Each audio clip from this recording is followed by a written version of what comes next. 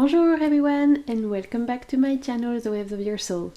It has been many months since I've done a monthly favorites, at least 2 months, but what is time anyway but a social construct, right? So I'm back, I'm here, I am ready, or at least as ready as I can be in the middle of this planetary shenanigans realness, and I'm ready to talk about the recent stuff I've been enjoying. So because I've not done this for a couple of months, we have a lot of decks to discuss because this is what I mostly talk about on my channel, tarot decks, oracle decks. I like it all.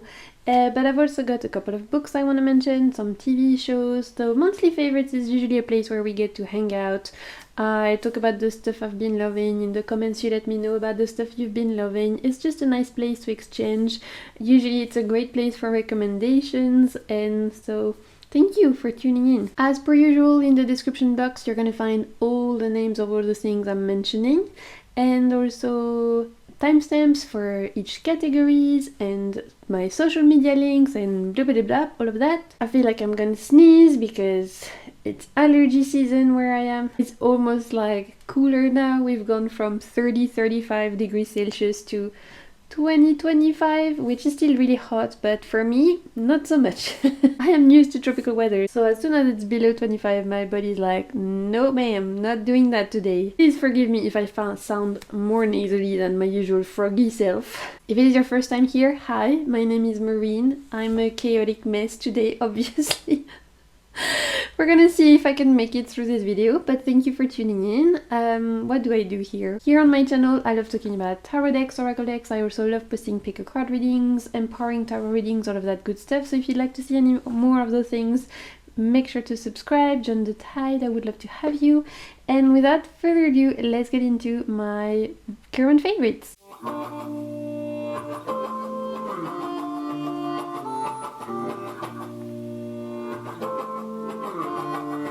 So how are you? How's everybody doing? How's everybody surviving this intense eclipses and Mercury drinking Gatorade and all of the things that are happening in the sky? How are you all doing?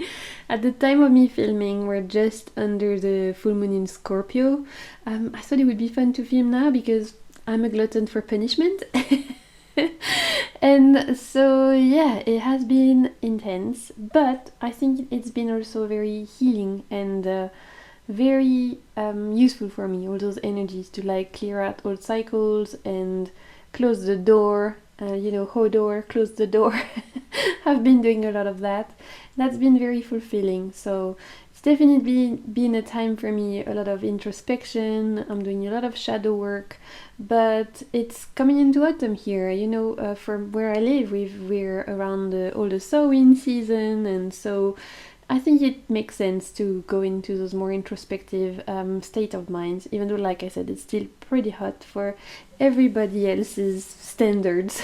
And so that has been reflected in my activities as well. I've gone back into reading in the last 3 months, which I had stopped completely reading fiction for a good 2 years, I think. Mostly, honestly, due to chronic pain and chronic illness. When you feel like you're constantly under the Crucio curse from Harry Potter, you don't really feel like you're in the mood for reading, I'm not gonna lie. So I had kind of like stopped reading fiction, which was shame because it was one of my favorite hobbies when I was a child, but it was just like a little burnout with chronic pain and chronic illness getting in the way. But in the last 3 months I've gone back into it and I've been really enjoying it, and it's actually brought me a lot of joy, a lot of peace. It's nice to find refuge in books, especially in fantasy, because I'm a fantasy girl at heart. I love reading non-fiction books about tarot, esoteric subjects. That's how I learn, but if I want to chill, I just want to read fantasy. That's my jam. That's what I like to read. That's what I've been doing. So since the month of March, I've been getting into the books from Hobb, who I didn't know the works at all until I started them. I had been recommended her books on my channel a few times, and then after doing some research on them I realized that she was super famous in the Anglo-Saxon world. Like, all the English-speaking people love her. She's like, you know, on par with the Game of Thrones books and stuff. So I was curious, obviously, and so I started them, and I'm reading them in French because I realized, as a way for me to like ease myself out of this reading burnout that I was having, where I couldn't really focus because of my chronic pain and stuff, I was finding it very difficult to like focus on reading. I thought as a way to like make it easier for me to get back into it was to read in French first, because that's my mother tongue, so for me it's just a lot more fluid. So I've downloaded them on my Kindle, and because the French books are not divided the same as the English books, I've had to look up what I've actually read for you guys who know her books in English. So I've read the Farseer trilogy, I've read the Tawny trilogy, and I'm about to start now the Life Ship Traders trilogy. So I've pretty much read the first two trilogies that are about Fitz and The Fool, but I've not read the last one. So Robin Hobb has many trilogies, and in French actually each trilogy is split into 6 books, so it's even more books. All of the books. Bibliothèque realness. If you like medieval settings, fantasy, where we have magics and dragons and all of those beautiful things, then you're in for a treat, honestly. The Robin Hobb books have been wonderful. The main books that I've been reading follow the life of Fitz from when he's a child all the way to when he's an adult. Fitz is the bastard son of a king who he never gets to meet, because as soon as he's discovered that the future king to be has a bastard son, he has to like step out of the throne. So Fitz is thrown into the court life as a bastard without ever getting to meet his father, and there we see him evolving in this world of court life. So very much medieval inspired, except there is magic, different kind of magic in this world. We have dragons and all sorts of beautiful things that fantasy lovers loved those books so much. I've been reading through them, and I'm very excited to start the Life Ship Traders trilogy. I took a little break to read something else, which I'll talk about now, but if you love Game of Thrones or those kind of books where you have a lot of them to get into, you're in for like a treat, honestly. It's the kind of books that, you know, you have at least 6 or 7 trilogies, I don't even know. There's a ton of, like I said, in French it's like 36 books in total, but in English I think there's less. The pace is really fast, so I found that I was not bored at all, and the fact that you follow Fitz throughout his whole life from child to adult, you get so attached. Like, even though he obviously is not the perfect character and he can be annoying sometimes, and sometimes you read it and you're like, why are you doing that? You stupid boy. But you just, you know, there's something to be said about following a character throughout their whole life, and I hadn't really had that since Harry Potter, to be honest. And even Harry Potter, it's not even his whole life. It's like from when he's a child to like a late teenager, early adult, whereas here it's a lot longer in terms of time span.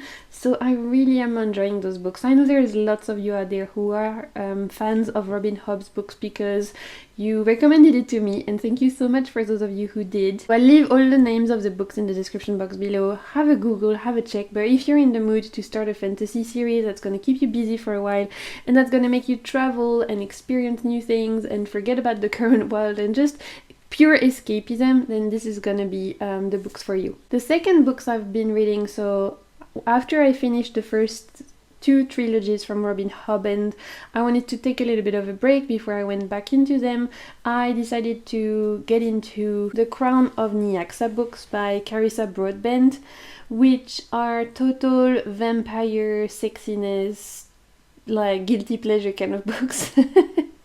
So very different theme, although we're still in fantasy. The Crowns of Nyaxia, there's currently 2 books, it's a duology. I think she's planning 6 in totals.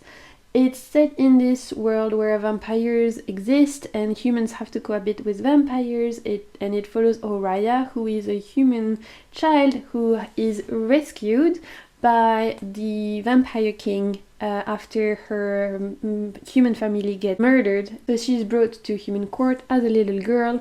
under the protection of the vampire king, who is thought to be cruel and horrible and harsh. If you imagine vampires at their worst, for someone to be their king, you know that he had to assassinate a lot of people in order to gain his throne. And so he raises her in this environment, teaching her how to defend herself, considering that she's constantly a prey in a world of predators. So he teaches her how to defend herself in a world where everyone is trying to eat her. You follow her story for in the first book, as there are some challenges that are there is this huge tournament that is being thrown every 100 years. Think Hunger Games for vampires, where champions are being chosen to enter the tournament, and the victor of those tournaments, again, very Hunger Game, like there's gonna be a lot of people who die. There's only one victor at the end. The victor or victoress, I don't know how you say it for on the feminine side. The person who wins gets to ask for a favor from the goddess of all the vampires. Like, she beams through the night and comes and crowns her victors and gives the victor a superpower or whatever they want. And so our female protagonist, Oriah, who has been training all her life in order to enter this tournament, decides to join in. And this is very easy to read. There's romance, I won't spoil you, but there's romance, there's some sexy parts, it's vampires, so there's blood as well, there's fighting, it's easy to read. Again, have a look on Google, have a look on Goodreads if it's something that's up your street. Let's quickly talk about TV. I don't have a lot of TV to talk, or at least not a lot of variety, because all I've been watching is Drag Race. RuPaul's Drag Race Holland, RuPaul's Drag Race Sweden, RuPaul's Drag Race Belgium. Now we're on to RuPaul's Drag Race Spain, which just started about a couple of weeks ago.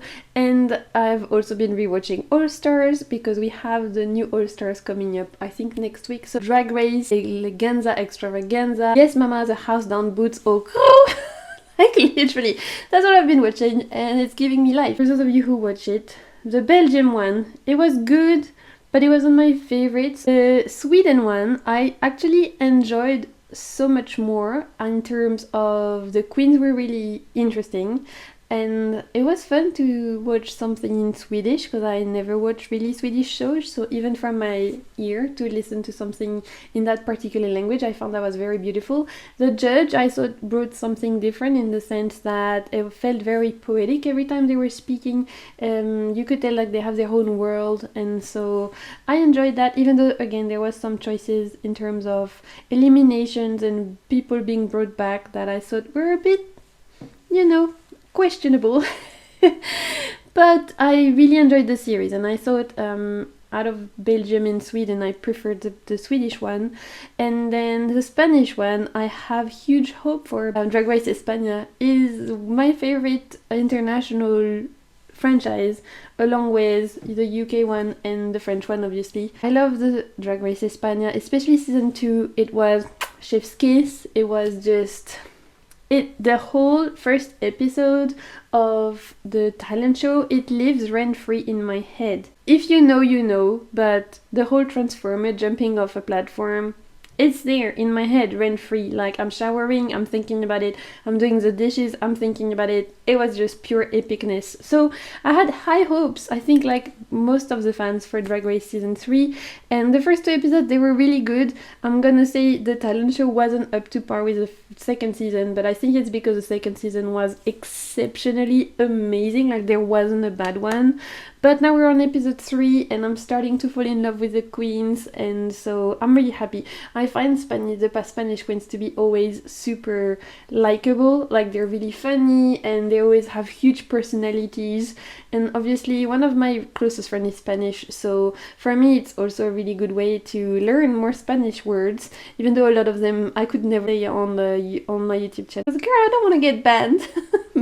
But I'm learning a lot of bad Spanish words, and I am here for it, okay? And I love the Spanish judges. I think they're really fair. It's especially the main judge, and I think she's wonderful. Supreme Deluxe. I don't know anything about her outside of Drag Race España, but every time she's on my screen, I'm like, oh, you're so cute. I just want to like grab her cheek, and she's so sweet. So this is the world I've been living in, just watching a ton of Drag Race, and there's nothing better to repel the bad vibes than drag queens, glitter, a whole lot of fake eyelashes. So I'm here for it. I'm a huge Drag Race fan. If you've been watching it, let me know in the comments. Let's discuss, let's chat. It's always fun to discuss with fellow Drag Race lovers. Before I get into decks, I wanted to do a special mention because one of the favorite things that happened in the last 3 months was the fact that for my birthday, I treated myself to a reading, which is not something I do a lot. Obviously, I can read tarot for myself.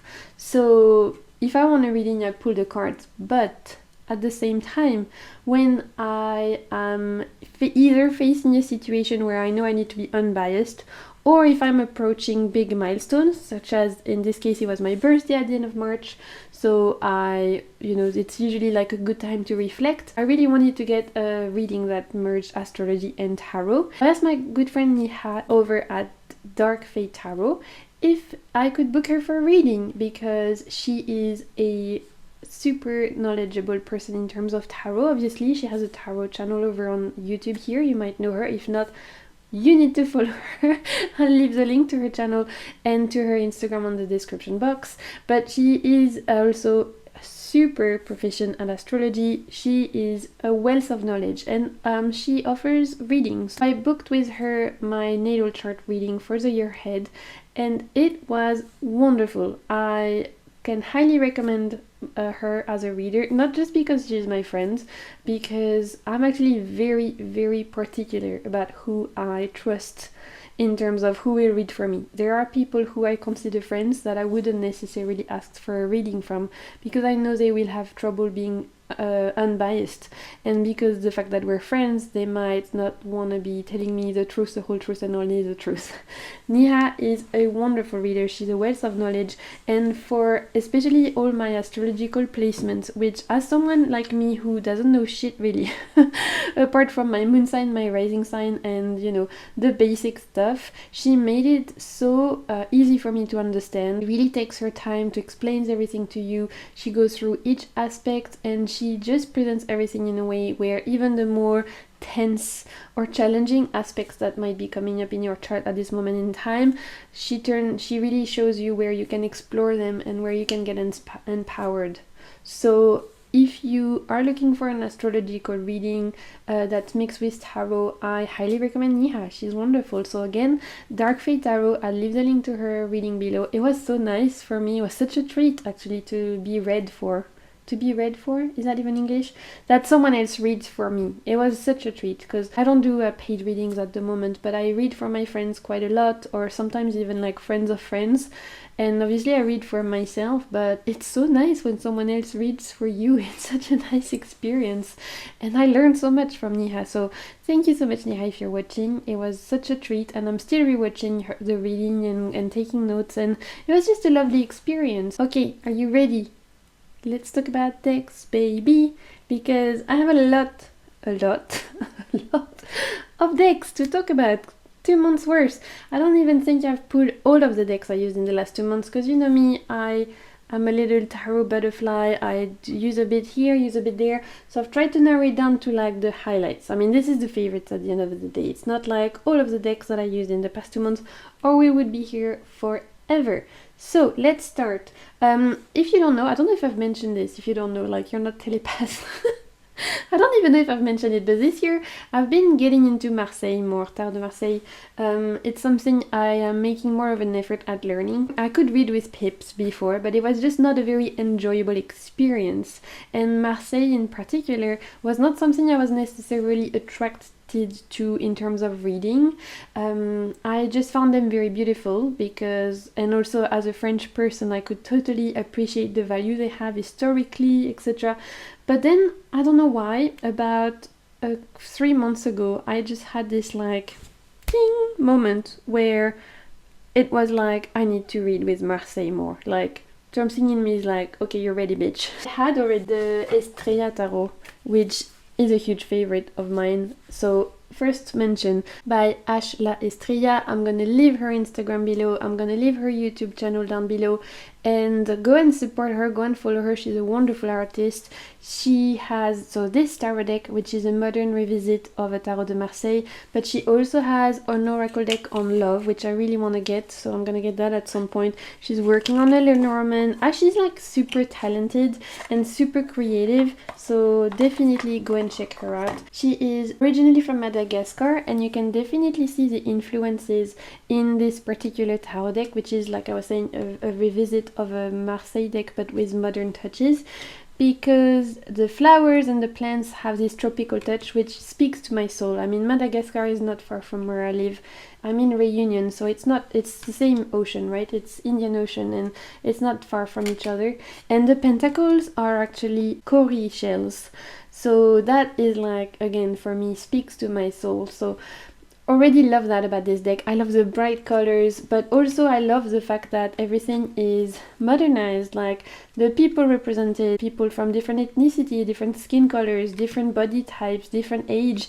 There's pop culture reference too in this deck, which is wonderful. Everything about this deck, I wouldn't change a thing. It's like Marseille, but brought to 2022, 2023, and I'm here for it. I'm so here for it, because it makes it fun. So I had this deck since last year. I think I ordered it because already I could feel the premise in my soul that I wanted to learn Marseille. And then when the full light bulb moment happened about 3 months ago, I was so happy that I had bought this deck because it was there ready for me to use. And that's the main deck I've been using on my Marseille study, is this one, because it just brings me so much. Ash actually has written a PDF guidebook, which is wonderful, so I've been using that as a way to learn. And I've also been using another PDF version of a book from another French creator, and I leave the picture here. It's from Soul Shadow Tarot. I talk about her all the time. You know, I'm a fan. She's another French creator. She recently put out a book on Tarot de Marseille. It's in French, but you can either get it on your Kindle or on paper form. I downloaded the Kindle form. I'll leave the picture here, and I'll leave the link down below for all of my French speakers. It's a wonderful resource for me. So between Ash's guidebook, Yena's guidebook from Soul Shadow Tarot, it's been a lot of fun to learn Marseille. And I've also been using this particular book. All those resources are in French, but before you get mad and click off, I want to say that I have a lot of English resources coming on Tarot de Marseille. Just before Book Depository closed down, I made a huge book order from all the books that I wanted, that I had been like waiting on to get. And amongst all the books I ordered, there's a lot of them on learning playing cards and learning Tarot de Marseille from English creators. But for today's video, because I've not received any of my Book Depository order, and I probably won't receive them for another couple of months at least, all the resources I'm mentioning today are French resources, because that's what I could get from a local bookshop. But for my French speakers, you might still be interested. So this is Ombre Lumière du Tarot by Carole Cedillo. It's huge, she is thick, she is full of information, and she gives you the minors, honey, which we love, because let me tell you, there are many books in French about Tarot de Marseille. Makes sense, right? Tarot de Marseille, Marseille is in French, it's French tarot decks, makes sense. But there are many books on Tarot de Marseille in French that do not even include the minors, because believe it or not, a lot of French readers, especially back in the day, would only use major arcana. They would just get rid of the minors, put it aside, and just use majors. And I'm not saying that's wrong. Obviously, you do you, boo. I'm not there to judge. If you just want to use the majors, go ahead. And actually, I think it can be very impactful depending on the kind of spreads you use. But if I'm getting a deck, I want to know how to read the whole of it. That's me.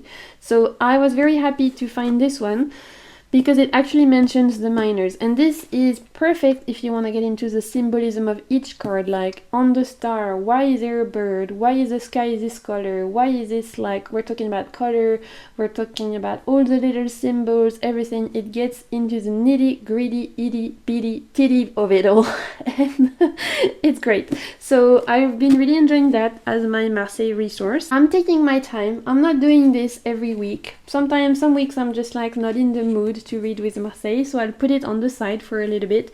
But the Estrella Tarot has been my go-to for sure.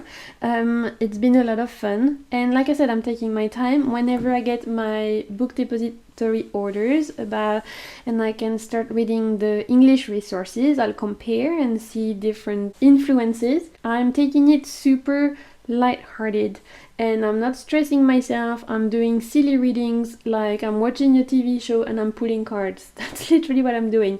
Or I'm pulling cards around day-to-day things like what's gonna happen on my way to this appointment, or how this recipe gonna turn out if I try to cook something new, or is Rachel gonna end up with Brian on this TV show. Like trying to keep it super simple, super rooted in day-to-day life so that I can see it kind of like evolving in front of my eyes. I think that's been the most helpful, and that's what I would recommend to you as well. If you want to get into Marseille, for me, I have found it that helpful to kind of keep it rooted in day-to-day life, practical things. So yeah, that's what I've been doing as like my little study project. Move on to decks. I've been using the last 3 months the most, and I've been in a real oracle mood, you guys. I've been really in the mood to use oracle decks. I don't know why. I mean, the last 3 months, I've been going through a lot in my personal life. It's just been a bit exhausting, and so I've been needing that like more gentle or insightful side of the oracle without necessarily getting bitch slapped by a tarot deck. Sometimes you're just in that mood. I still used tarot, obviously. I'm a tarot girl at heart, but I really felt the need for some more gentle, healing, kind of hugging vibes from oracle decks. And so it's gonna get reflected in all the decks I'm gonna share with you today. The first one I want to talk about is Message de guérison de l'Égypte ancienne by Claire Duval and Célia Melville. This was sent to me like end of last year by Claire, who is the creator. Her channel here on YouTube is Claire de la Lune. I'll leave her channel down below. I love what Claire does, so I was super grateful when she sent this to me. In 4 or 5 months since I've received her decks, and this one has not left my altar. It's an Egyptian deck, so you can find it on Mass Market, friends. I'll leave the link for it down below. And it's rooted in Egyptian mythology and ancient Egypt, like symbolism, gods, goddesses, rituals, and all of that. And then on each card you get an image that was drawn by Celia, and the text is from Claire. And this oracle deck includes gods and goddesses from the Egyptian pantheon, as well as objects that were found in tombs, ritual objects, and the texts are quite short, but they are so powerful. And so what I've been doing is pulling a card every single day for the last 3-4 months, and I've not been able to pull this down. This is like my anchor for the day, and it works perfectly. It always gives me what I need to hear. It always brings me the healing I need. For me, this has truly been a balm to my soul. I've said that in my last favorites, and I continue to love it. And sometimes I get the same card a few days in a row, which obviously means that I need to focus on that particular message. When it's the morning and I want to set the tone for the day, or have an anchor for the day, especially if I'm navigating some more tumultuous, challenging time, I find that the practice of pulling an anchor card can be really soothing and really helpful, and this has really been the perfect tool for me. So I'll pull a card for us so you can see how it reads. For everybody watching, what do we need to know at this moment in time? What can help us? And we have Isis. Beautiful. Oh, my strong heart, I breathe on you my strength and my tenacity. Nothing is impossible for the person who takes on challenges without ever discouraging themselves. Beautiful. I think this is needed, honestly. We need some of that Isis magic at this moment in time. There's been a lot going on with all the eclipses and all the retrogrades, and it's just nice to have that particular like Isis healing coming for us. On to another oracle deck that's been truly not leaving my side ever since I've received it. We have the Glow Root Oracle. This is another one that I was sent for review. So the first one I was sent and this one I was sent. Everything else I'm going to present to you after that was purchased by myself. But just the fact that I get sent a deck doesn't mean I'm going to love it. the fact that it's showing up in my favorites, it's not about the fact that I was sent this, it's literally about the fact that ever since I've gotten this, I've not been able to put them down. So I think it's a testament of how good those decks are, because I was sent some decks for review before, and even though I've enjoyed using them, they didn't necessarily make my favorites or anything like that, but those two for sure have been just becoming such a strong part rooted in my practice. So the Glowwood Oracle, I've done a review on this, I leave it in the cards somewhere. I tell you more of how it works, I share with you all the cards, I read from the guidebook. I put a lot of work in that review, so it's not too bad if I may say so myself. I don't want to toot my own horn, but I feel like I did a good job, you know, so toot toot bitch! This is a botanical inspired oracle deck. There are 78 cards in this deck, so she's chunky and we love it. I love when we have oracle decks with lots of cards. And here you will find plants, you will find types of soil and minerals, you will find fungus, or fungi, I never know the plural. I think fungus singular, fungi plural, right? Let me know in the comments if that's the other way around. I'm sorry, I might get that wrong. So plants and insects, we have some insects. And the idea is that you take this walk into the Glowwood forest and you meet all those 78 beings, whether they are insects, plants, mushrooms, all of those things, different minerals, and each being has a wisdom to give you. The way the oracle is constructed, it's so powerful. And before I get into it, I forgot, the creators very kindly gave me a coupon code for those of you who are interested, so you can get some money off this if you use the code The Waves of Your Soul. So I'll leave the name of the code here and I'll leave the link in the description box. For pure transparency, this is an affiliated link, meaning that you get some money off and I get a little bit of money in exchange. I wanted to say thank you for all of those of you who have been purchasing through my affiliate links. You never have to, honestly. It's never like, I never want to be like, you need this in your life. I would never be like, you need this oracle in your life, run, don't walk, all of those things.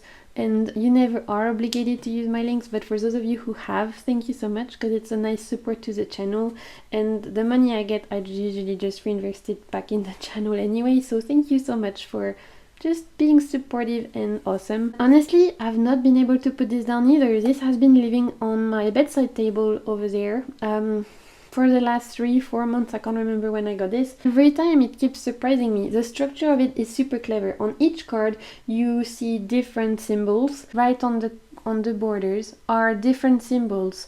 Each symbol corresponds to different categories, and those categories help you understand how this particular being behaves with other beings in the deck. So for example, here we have this cat paw, all of those different symbols. It's all explained in the guidebook, and honestly, this is a deck I cannot use without the guidebook. I say that in my review and I stand by it. The guidebook is, it's where it's at. This is a very healing, very empowering kind of deck. So for each card in the guidebook, you get the Latin name, you get the type, for example the fern, it's a plant, you get the symbols explained, so the symbols that are on the borders here, you get their names here explained, and at the back of the guidebook each symbols are detailed. And like I was saying, all those symbols help you understand how the being react with each other, because some beings in the forest, they eat each other, some of them grow on each other, some of them pollinate each other, some of them are reactive to disturbance, or some of them are like loners, some of them attract, reject, and that, if you apply it to your own personal life, you can get so much info from that, just from understanding the ecosystem, the ecology of this deck. So this is truly rooted in ecology, in helping you walk through this imaginary forest and understanding the interwoven connection between all those beings, how they are all connected and how we are also connected. So for me, this deck truly, I won't go too much into it. If you want to know more, obviously I'll leave my review down below, but for me this is the deck that helps me to remember I'm not apart from nature, I'm a part of nature. Even if the only nature I see, especially during those bedbound days that I have because of chronic pain, chronic illness, sometimes the only nature surrounding me is like my dogs and maybe like a bug potato fly or like a little spider that's crawling on top of my bedside window. I'm still part of nature, and when I use this deck, I'm reminded that the air I breathed has been breathed by so many other species and people and beings before me, and that I might be carrying spores on my skins that have been released from the plants outside my window, and that the paths I take, the paths I walk on, are full of life. Underneath the tiles of my kitchen are probably thousands of ants and the little crawlers that are bursting with life. So this is for me an invitation to step back into my own wildness, and into your own if you decide to use this deck or a deck similar, reminding yourself that you are part of nature, that you have this wildness within you, you're still connected, you're still part of this huge web of interconnectedness that we all belong to. So this is a very magical deck, it's a very deep deck. I invite you to watch my review if you haven't, if you're interested in this deck, but it's brought me so much. Honestly, this has truly become one of my most healing decks that I own, for especially those times when I'm just going through it, you know. Completely different, but I told you I was in an oracle mood. The Sacred Creator Oracle deck, I've got the French version, but this is amazing. I've had this for a few months now, and this also lives on my bedside table. This is my go-to deck for when I want to do any kind of creative pulls. So if I have questions about my YouTube channel or my creative projects, my content creation, all of that, this is my go-to deck. It's by Carissa and it's mass market. Like I said, I have the French version, but it exists in English. The guidebook is wonderful. Sometimes I don't even read the guidebook, I just read the message that's on the cards. I think this should have been part of my only 10 mass market decks video that I made, which if you haven't seen that, I'll leave it in the cards somewhere. But honestly, this is so good that now I'm realizing I use it every single week. It should have been part of my only 10 decks, but I don't know what I would have had to kick out to make it part of it. So that's the other problem for me, one of those decks that you could branch out to even people who are just creatives without all the oracle cards facet of it. This is great if you're looking for a birthday present or something for a friend who is a creative but not necessarily into cards. This is perfect. I think it's not too woo or anything like that people who are not necessarily super spiritually inclined would get freaked out. Let's move on to an oldie but a goodie. Oh, I love this one so much. I've had it for over a year now. The Star Dragons Oracle card by Paolo Barbieri, another Mass Market hidden gem. This is by Lo Scarabeo. The one thing I don't like, I'll start with the thing I don't like, is the fact that there's not enough cards. There are 33 cards. Why? Can we stop that whole trend? I'm seeing more and more Lo Scarabeo Oracle decks that are 33 cards, 30 cards, but the price is still the price of a deck that's like 40, 44 cards. And I'm like, I'm not about to pay 25 euros for 33 cards. Can you imagine? That's a lot of money. I can get a tarot deck mass market with 78 cards for that price. So not a fan of that, and it's a shame because I love Lo Scarabeo Oracle decks, like especially the Paolo Barbieri one. I've got my eye on a fairy one that he just came out with, the Night Fairies Oracle. It's also 33 cards, and it's probably still too expensive, but I'm a glutton for punishment, so I'm probably still gonna get it. I'm gonna get it, but I'm gonna be mad about it, right? Like I'm allowed to be mad and still buy it because sometimes I'm a clown, but it's okay. This is a dragon deck. If you don't know, I'm a huge dragon fan, so this was no surprise for me to get this. But honestly, what surprised me was not just the fact that the artwork is beautiful, because we know Paolo Barbieri's artwork is stunning, but the guidebook is really well written. It's really interesting. Each card corresponds to a constellation and a dragon. So in the guidebook you have a message from the dragon and you have a message from the constellation that is embodied by the beings you see on the cards. And they both give something different. They both give a different tone of voice. Sometimes I just read the dragon's message or the constellation message. Sometimes I read the unifying message. What I enjoy is that the messages are short, but they are powerful. This is perfect for me for clarifying. If I'm doing a tarot reading and I need to finish it on a clarifier, this one always gives the tea. The artwork I love because it's giving fantasy realness, it's giving like magical beings and dragons and fae. It's beautiful. We have a good balance of keywords, very interesting balance of keywords. And there's some cards that are quite deep, like this one, for example, is Grief, Accepting Loss. So even though it's a shorter deck, it's not just love and light. It has a good balance, which if I'm clarifying a tarot deck, I need something that's not love and light because I need to have everything. It's very different than when I'm pulling cards for example, I'm just feeling down and I need something that's gonna cheer myself up. Then I go to a deck that's more loving and maybe that doesn't have that same balance, but that's what I need, right?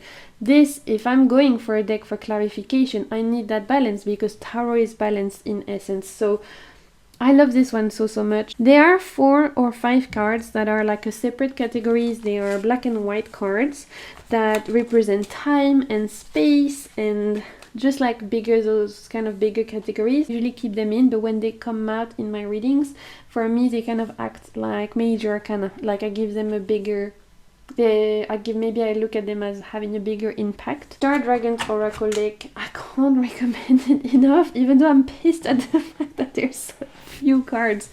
It works.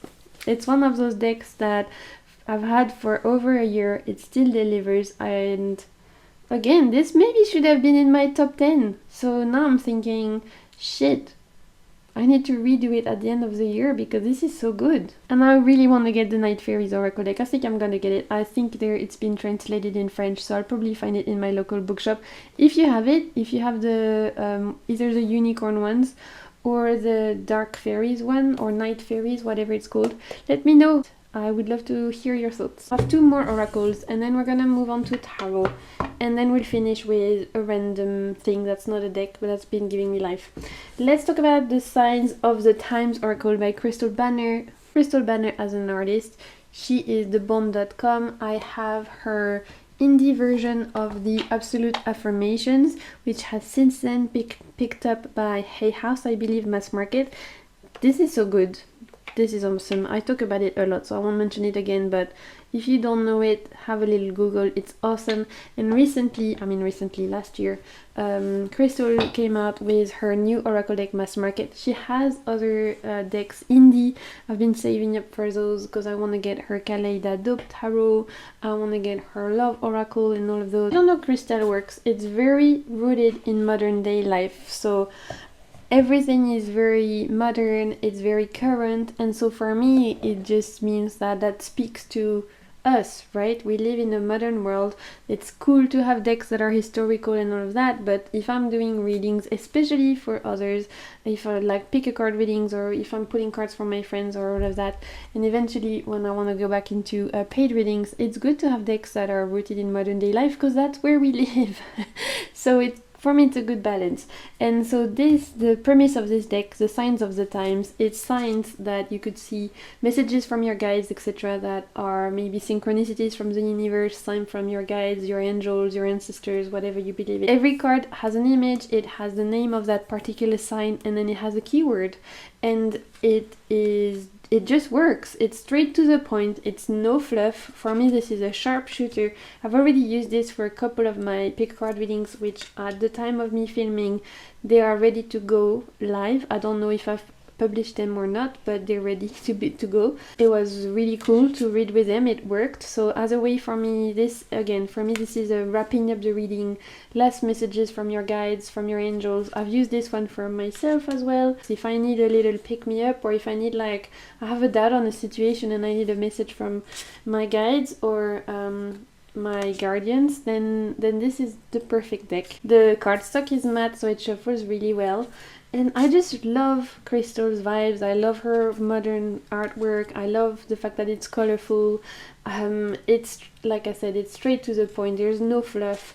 There's not 1,000 things going on. But sometimes I like that, and I need that sharpshooter vibe. The guidebook is good. For each of the cards you get your message, and then at the end you have additional meanings, and I have found the guidebook to be helpful. But honestly, I've been reading this purely intuitively. It's one of those where you don't need the guidebook because it's so obvious. Like, for example, traffic cone, caution. Don't need 1,000 words. Caution, beep beep, be beware, thread carefully, maybe double check things, maybe pay attention to the details, maybe read the fine print, maybe check that you've not left the oven on when you leave the house. You know, caution. Like, it doesn't mean stop, it doesn't mean go back, it means thread carefully, walk carefully, pay attention. All of this deck works like this. It's super direct, super intuitive, easy to use. This is a fantastic beginner's deck. If you are wanting to get into Oracle and you don't know where to go and you feel a bit overwhelmed, this is amazing. Like, this totally would be great for beginners, or if you know someone who's wanting to get into an Oracle decks and stuff and you don't know what to get them, this is great, I think, because everyone can relate to the things that are here. We all know those symbols, we all know those signs, so this is fantastic and I'm super enjoying it. We have a French mass market deck called L'Oracle Rock. This is by Virginie Despentes and the drawings are done by La Rata, who is a tattoo artist originally, and as the name suggests, this is a rock inspired oracle deck, so we're talking musical artist. But the way that this is super cool, and this is French mass market if I've not said, so you can find it on Amazon.fr, and I'll try and find you a link in the description box in case you're wanting to use this. This is so cool because it's not just the fact that every single card represents a different artist from different music genres. It's not just rock, we have hip-hop here, we have punk, and we have like just different vibes. But the structure of the decks is actually mirroring playing cards. You have your spades, your diamonds, etc, etc, your jokers, and the way they have paired the people with the meaning of the cards is genius. This is genius. I bought this around mid-March when I went to the bookshop. I just saw it and I didn't pick up the first time, and then when I went back home I was like, why didn't I pick this up? It's like the cover is red and black, which I love. I mean, if you don't know, one of my favorite tarot decks is a Stunning Tarot, and a lot of the color story in that is red and black and white, so I love the vibe. I love music. It's like one of my huge passions. I collect vinyls, not just tarot decks. When I went home I was like, why didn't you pick this up, you dumb bitch? You should have picked this up. I went online, looked at a couple of reviews and was like, oh, face palm, this is so good. So like literally the next week I went back hoping it was still there, and yes, they still had it. Picked it up and I've been loving it. The edges are red, the backs look like this. You can tell that the person who drew this is a tattoo artist because the vibe of it is really cool, like the line work and stuff, it gives me tattoo vibes. And then every card is a different famous artist or band or singer, and it's awesome. Like, it's genius. Honestly, this is genius. For example, for the Joker we have Grace Jones and the other Joker is David Bowie. Hello, like, makes so much sense to me. The king of, what do you call that? Clover? No. Oh, what do you call that in English? In French it's trèfle, which is clover, but I think you call it, wait, let me think. So hearts, spades, diamonds, clubs. So the king of clubs is Elvis Presley. Again, makes so much sense to me that Elvis is the king. I mean, he's the king, right? That's how we nicknamed him. The king of diamonds is Prince. Again, makes so much sense to me. We have Kurt Cobain as the three of spades, which again makes a lot of sense. So the choices between playing cards and pop stars, rock stars, all of that, it's really good. And then the guidebook is so good. Like, the writing is amazing for each card. So for example, we have Prince. I love Prince, so this makes me happy. Prince is just, I love him so much. We have Prince for the king of diamonds. Sorry, I don't know why I have trouble remembering the suits in English. You have one keyword here. It says insolence. Perfect.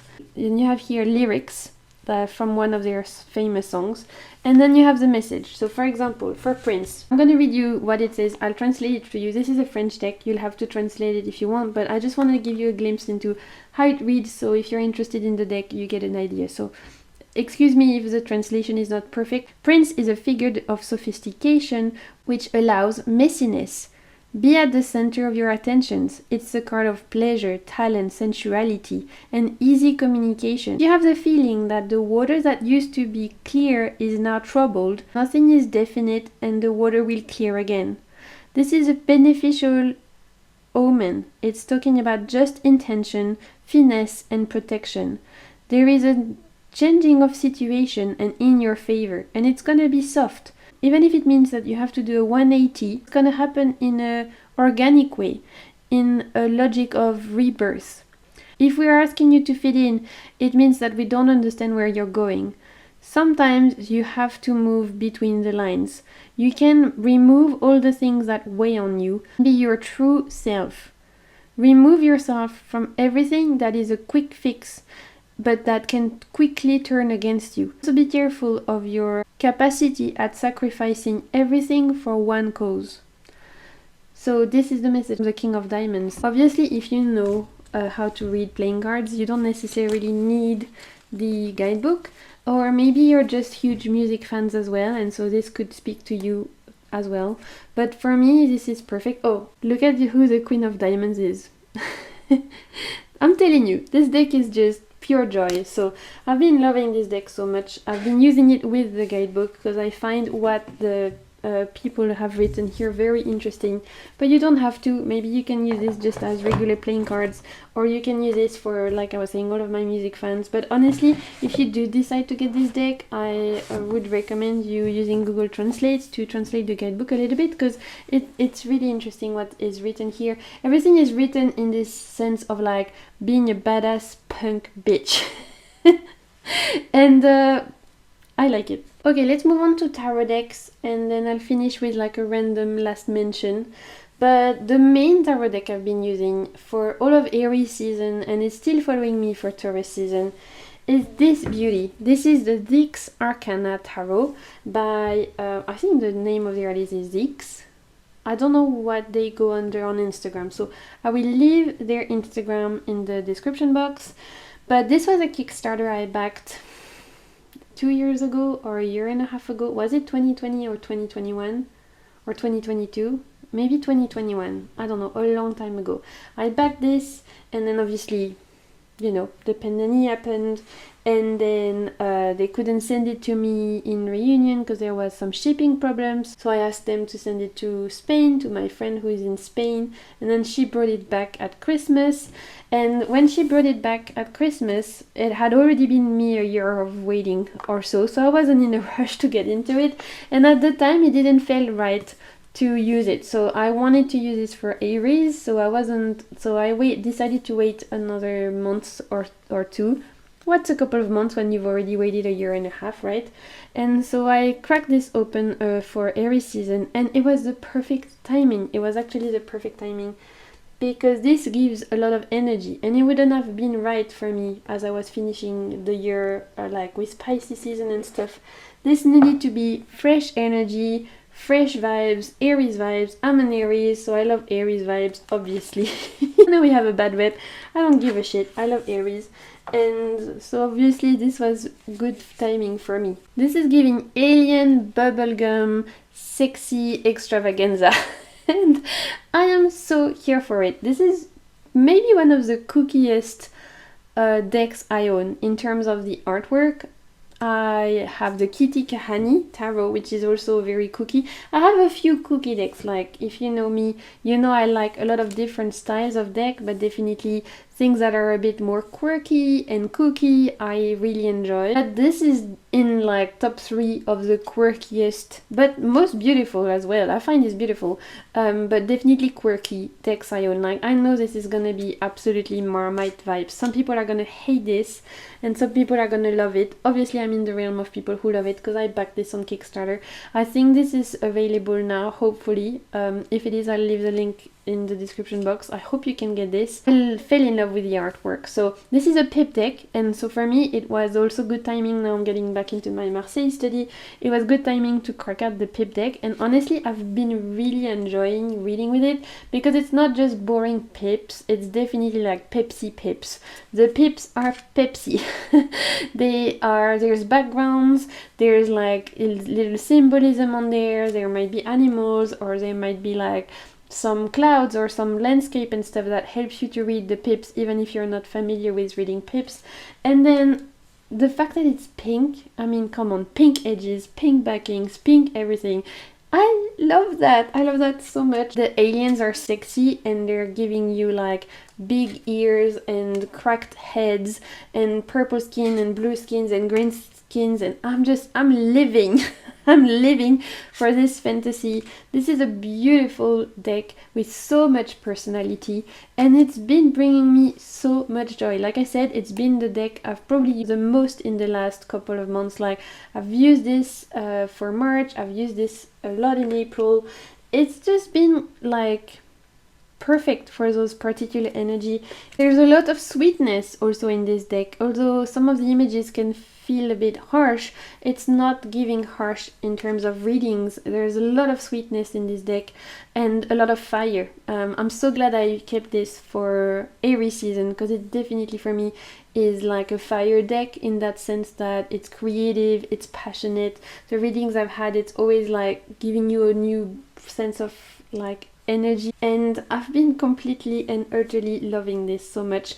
When I backed the Kickstarter, I also got a bag. Wait, I'll try and get it. I don't normally do this. I mean, when there's Kickstarters, I'm not the person that gets the magnets and the stickers and stuff. Like, I just want the deck, just give me the deck. Also, it can quickly become very expensive to ship everything back here, but I was so in love with the artwork when the Kickstarter happened that I got this little cute bag which represents all the different cards on it, and it's been my go-to bag for going to the physio, which I still go to every week, several times a week, all the time.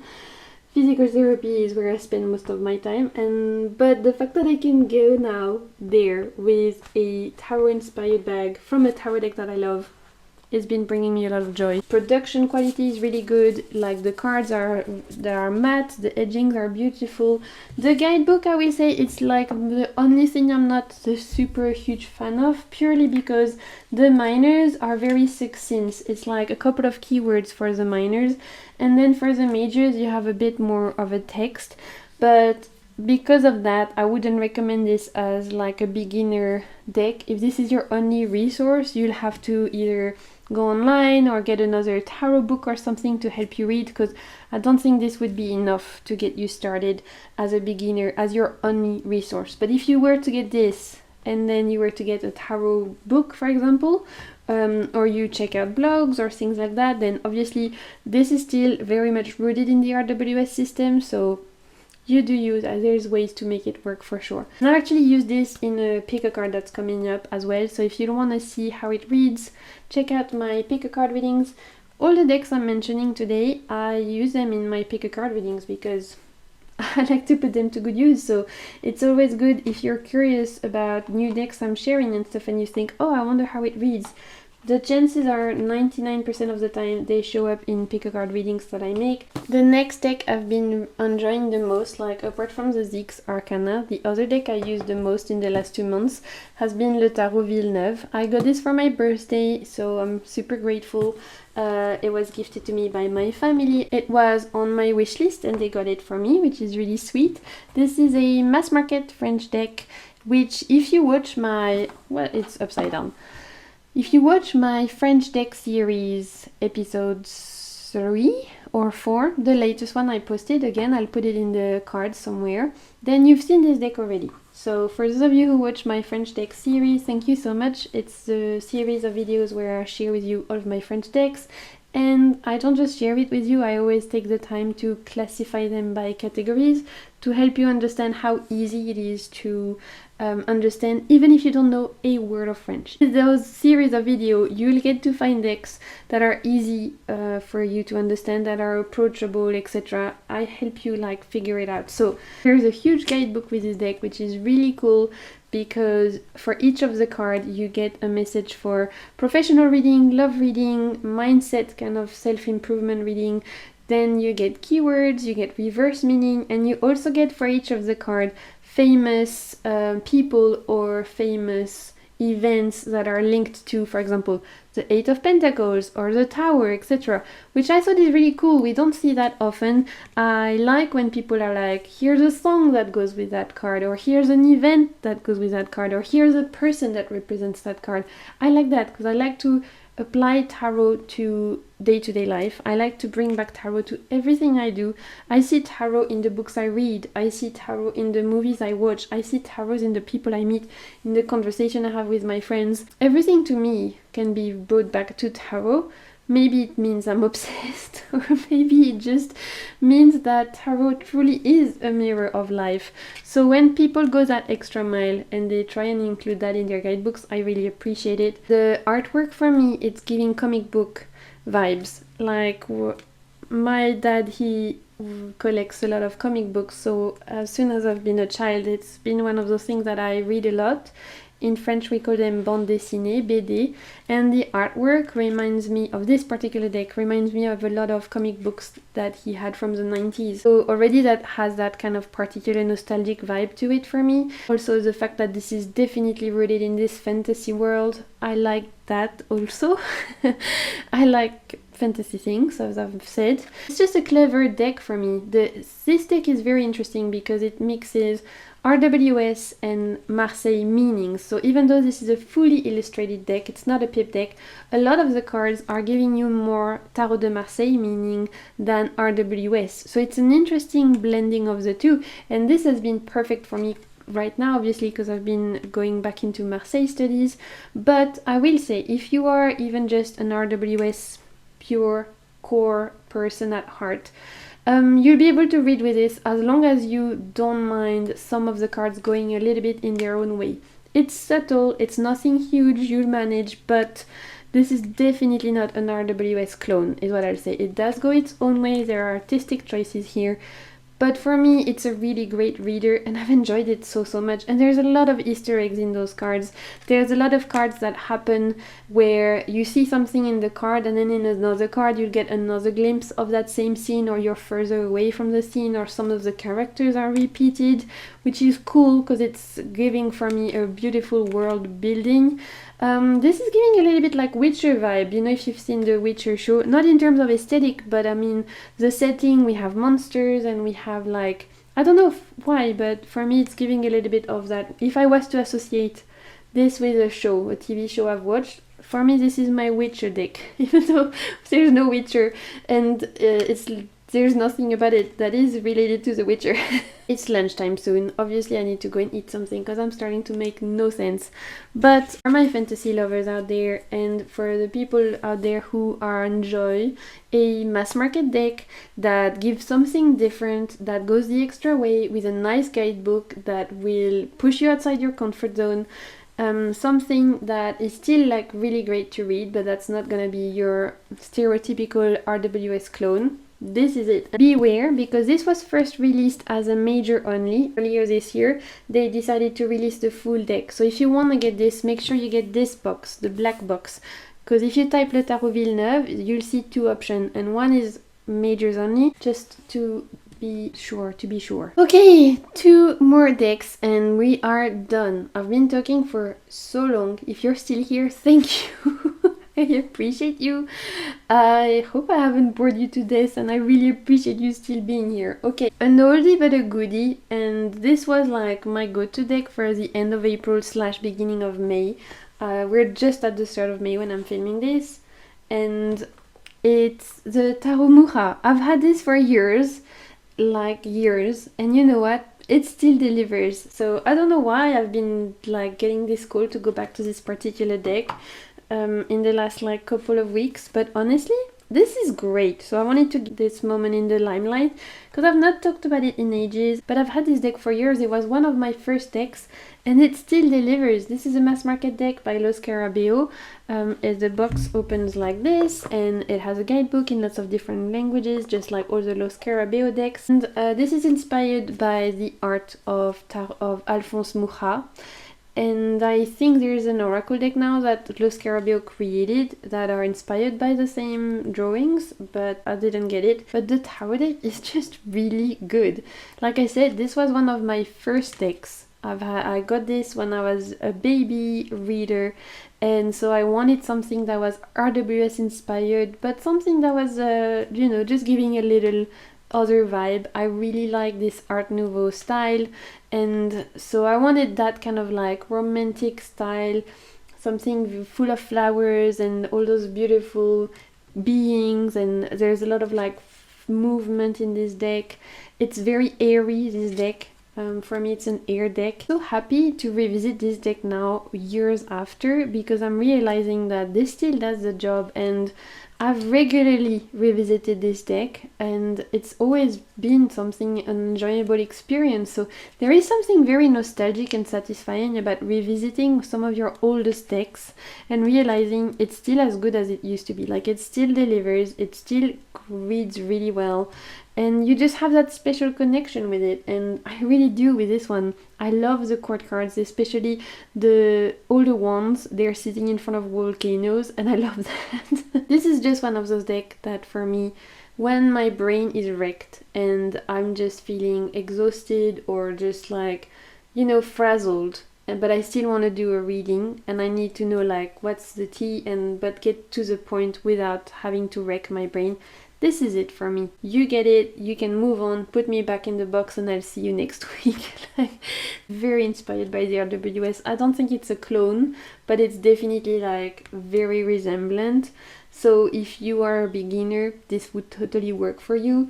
But it's just beautiful as well. That artwork is gorgeous, and there's something about how the cards are depicted and the facial expression of the people that I really enjoy. I think the facial expressions particularly are really cool. I've been really enjoying picking it back up lately, so I wanted to mention it. And the last deck I want to mention is actually not a deck, it's something I've turned into a deck. This is a board game I got for my birthday. It's called Similo. So Similo is the brand. There's a few of them. There's like Similo Fairy Tale, which is this one I got. You have a historical one, a mythological one. There's different themes, and they are board games. I don't know if they exist in English, but in French. But honestly, you can pick the French one because it's just cards with images on them. I'll show you. The way you play the board game is you have to make people guess the person that you're thinking about, the character that you're thinking about, without saying who it is. So it's kind of like Guess Who, but a modern version of it. But honestly, the reason why this is really cool is for the images, because in the box you just get a little leaflet with the rules, and then you get cards. It's 30 cards. Okay, I just counted for you. And so the one I have is Similo Conte, not to be mistaken with another word that sounds kind of similar, but we will not say that because we don't want to get demonetized. This is a fairy tales one, and so each card represents a different fairy tale character with the emphasis on villains, which I love. So I've been using this as an oracle deck. So we have the genie from Aladdin, we have the big bad wolf from the Red Little Riding Hood, we have Snow White, whoop. We have the hunter from the Red Little Riding Hood, the Three Little Pigs, we have Aladdin, Pinocchio, Pussycat in Boots, Cat in Boots, I can't remember how you call him, Pussycat in the Booted Cat, the cat with the fierce boots, boots the house down, Pussycat, Kitty Couture.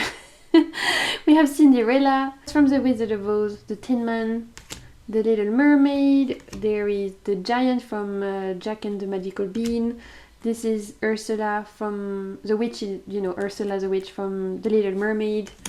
We have the Queen of Hearts from Alice in Wonderland, and we have Dorothy from The Wizard of Oz. This is a Cheshire Cat from Alice, here she is. We have the evil stepmother, I think that's from Cinderella, Peter Pan, and Tinkerbell, and Captain Hook, the Mad Hatter, the Fairy Godmother. This is Jack and the Magical Bean. We have the Wicked Witch of the West, Prince Charming, and the last one that fell was the Evil Queen from Snow White. I use this as an oracle deck, and I've actually already used this in a pick a card reading. It was in my main character energy, so that already is live. I'll put it in the cards somewhere if you've not checked that out. I really recommend it. If I may say so myself, it was a good, interesting reading. I use this for in my readings as like the shadow main, so you had the main character energy, and this was like the shadow aspect of your main character energy, because a lot of those are villains. And I thought that was really interesting, and I've been enjoying using this for that. I think it's been really cool for also for me personally for shadow work, like which aspect of myself do I need to embrace more, or do I need to bring to the light.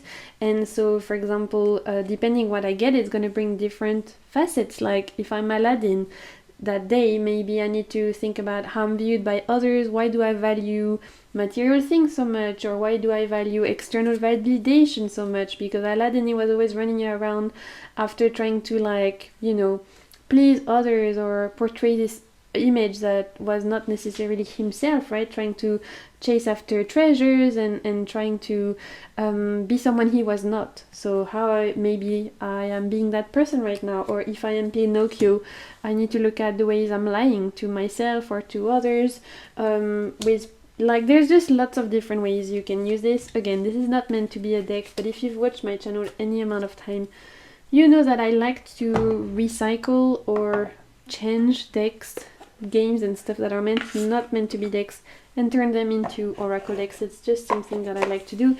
It's fun, it's interesting, and it keeps me on my toes, keeps things interesting. This is it.